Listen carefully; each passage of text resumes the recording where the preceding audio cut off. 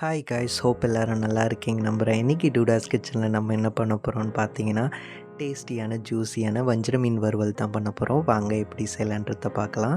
அதுக்கு தேவையான இன்க்ரீடியன்ஸ் எல்லாம் நான் முன்னாடியே எடுத்து வச்சுட்டேன். முக்கியமான விஷயம் என்னென்னா, வஞ்சர மீனை இந்த மாதிரி கிறிஸ்டல் ஷேப்பில் கட் பண்ணி விட்டுக்கணும். இப்போது மசாலா ரெடி பண்ண ஆரம்பிச்சிடலாம். 1 ஸ்பூன் அளவுக்கு மிளகாய் தூளை ஆட் பண்ணிக்கலாம். 1 ஸ்பூன் அளவுக்கு ஃபிஷ் ஃப்ரை மசாலா ஆட் பண்ணிக்கலாம். நெக்ஸ்ட்டு 1/4 டீஸ்பூன் மஞ்சத்தூள் ஆட் பண்ணிக்கலாம்.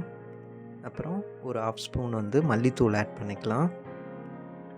கொஞ்சமாக காஷ்மீரி மிளகாய் தூள் ஆட் பண்ணிக்கலாம். இது கொஞ்சம் கலர் இன்க்ரீஸ் பண்ணி கொடுக்கும்.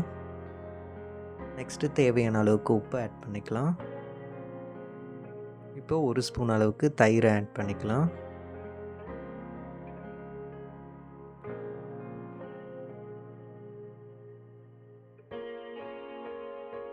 அடுத்ததாக ஜிஞ்சர் கார்லிக் பேஸ்ட் ஒரு 1/2 ஸ்பூன் ஆட் பண்ணிக்கலாம்.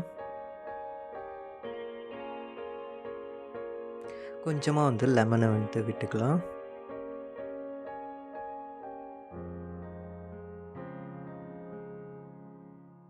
கொஞ்சமாக கருவேப்பிலையும் ஆட் பண்ணிக்கலாம்.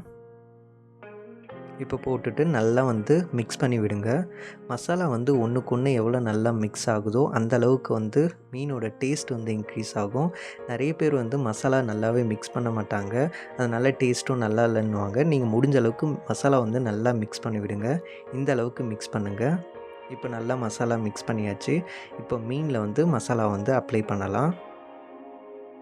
உங்களுக்கு பார்த்தாலே தெரியும் மீன் எந்த அளவுக்கு நல்லா கட் பண்ணி விட்டுக்கிறேன்னு சொல்லிட்டு. ஈஸியாக மசாலா மீனுக்குள்ளே போகும். அப்போது மீனோட டேஸ்ட் இன்னுமே நல்லா இன்க்ரீஸ் ஆகும். இந்த மாதிரி எல்லா இடத்துலையும் படுற மாதிரி மசாலா அப்ளை பண்ணுங்கள். நீங்கள் தண்ணியோ இல்லை மற்ற எதுவும் ஆட் பண்ண தேவையில்ல. ஜஸ்ட்டு அந்த ஜிஞ்சர் கார்லிக் பேஸ்ட்டும் தயிருமே போதுமானது. இந்த கன்சிஸ்டன்சி இருந்தால் தான் நம்ம மசாலா எண்ணெயில் போட சொல்ல பிரியாத இருக்கும். இல்லைனா மசாலா பிரிஞ்சு டேஸ்ட்டு மீனோட டேஸ்ட்டே கம்மியாயிடும்.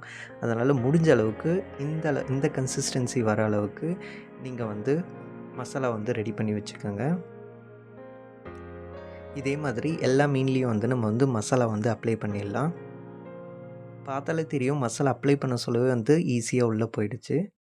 அவ்வளோதான், மீனில் மசாலா அப்ளை பண்ணி முடித்தாச்சு. ஒரு 1/2 அன் ஹவருக்கு மீனை டிஸ்டர்ப் பண்ணாத ஓரமாக வச்சிடலாம். இப்போ 1/2 அன் ஹவர் ஆயாச்சு. இப்போது ஸ்டவ் ஆன் பண்ணி ஒரு பேன் எடுத்து வச்சுக்கலாம்.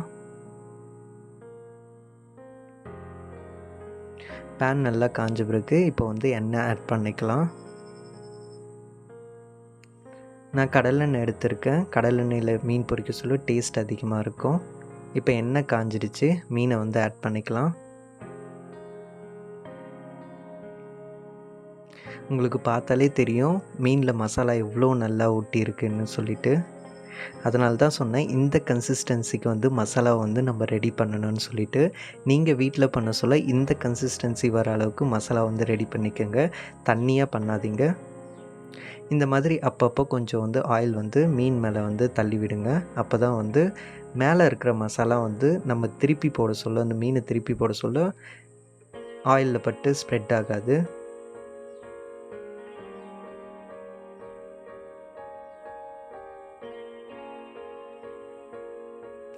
முடிஞ்ச அளவுக்கு லோ ஃப்ளேம்லேயே வச்சு மீனை வருங்க. ஏன்னா அப்போ தான் மீன் ஈவனாக வேகும். ஹை ஃப்ளேமில் வேக சொல்ல அங்கே இங்கேன்னு சொல்லிட்டு சரியாக வேகாது. முடிஞ்ச அளவுக்கு லோ ஃப்ளேம்லேயே வச்சு நீங்கள் வேக வைங்க.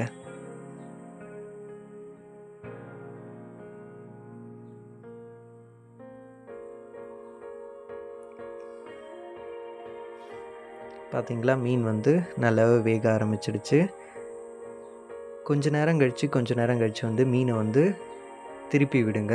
அப்போ தான் மீன் ஈவனாக வேகும் எல்லா பக்கமும்.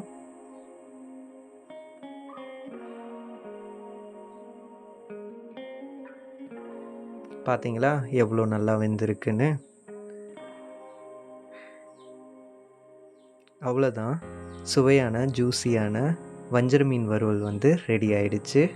ஐ ஹோப் இந்த வீடியோ வந்து உங்களுக்கு பிடிச்சிருக்குன்னு நம்புகிறேன்.